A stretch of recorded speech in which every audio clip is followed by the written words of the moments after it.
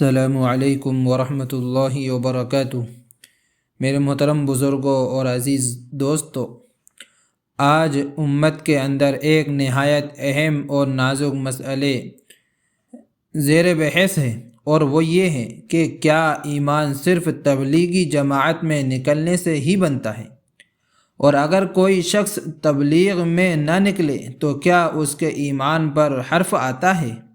اسی سلسلے میں دارالعلوم دیوبند کا جو واضح اور معتدل موقف ہے، اس کو سمجھنا آج ہر مسلمان کے لیے نہایت ضروری ہو چکا ہے۔ ایمان کی حقیقت۔ قرآن و حدیث کی روشنی میں ایمان کی حقیقت بالکل واضح ہے۔ ایمان 3 چیزوں کا مجموعہ ہے: دل سے تصدیق، زبان سے اقرار، اعضاء سے عمل۔ اللہ تعالیٰ قرآن میں فرماتے ہیں، اے ایمان والو ایمان لاؤ۔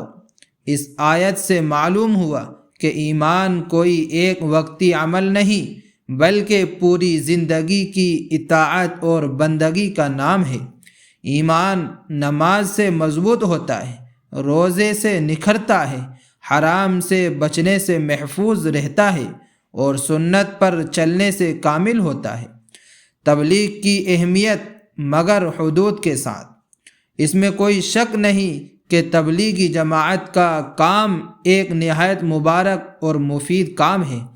تبلیغ کے ذریعے لوگوں کو نماز کی طرف بلایا جاتا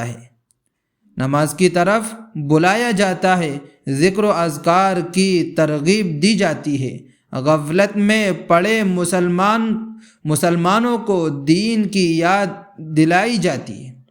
یہ سب کام یقیناً اجر و ثواب کا باعث ہیں، لیکن یاد رکھیے، تبلیغ ایمان کا ذریعہ تو ہو سکتی ہے مگر ایمان کی واحد شرط نہیں۔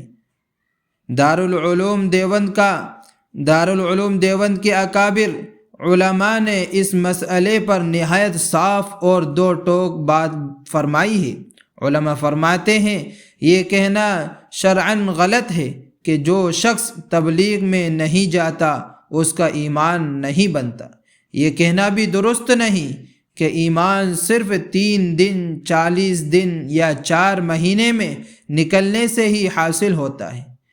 دارالعلوم دیوبند کے مطابق ایمان کا اصل تعلق فرائض کی ادائیگی سے ہے۔ نماز قائم کرنا، روزہ رکھنا، حلال اور حرام کی پابندی کرنا، حقوق العباد ادا کرنا۔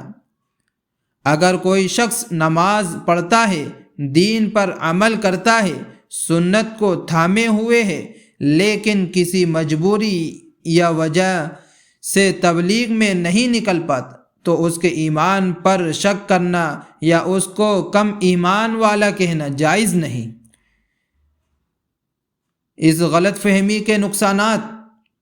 جب یہ بات عام کی جاتی ہے کہ ایمان تو صرف تبلیغ میں نکلنے سے بنتا ہے، تو اس کے بہت سے نقصانات سامنے آتے ہیں۔ عام مسلمان دل برداشتہ ہو جاتا ہے، لوگ دین سے بدظن ہو جاتے ہیں، علماء اور مدارس کی تحقیر ہونے لگتی ہے، دین میں تنگی اور شدت پیدا ہو جاتی ہے۔ حالانکہ دین اسلام آسانی اور اعتدال کا نام ہے۔ صحیح بات یہ ہے کہ تبلیغ کو نیکی سمجھا جائے، اس کی حوصلہ افزائی کی جائے، مگر اسے فرض عین نہ بنایا جائے، کسی کو زبردستی مجبور نہ کیا جائے، اور تبلیغ میں نہ نکلنے والے کو حقیر نہ سمجھا جائے۔ یہی دارالعلوم دیوبند کا متوازن اور حکیمانہ موقف ہے۔ محترم بزرگوں اور عزیز ساتھیوں، ایمان اللہ تعالیٰ کی عطا ہے۔ تبلیغ اس تک پہنچنے کا ایک راستہ ہے، لیکن اکیلا راستہ نہیں۔ اللہ تعالیٰ ہمیں صحیح سمجھ عطا فرمائے، دین پر اخلاص کے ساتھ عمل کرنے کی توفیق عطا فرمائے، آمین یا رب العالمین۔ السلام علیکم ورحمۃ اللہ وبرکاتہ۔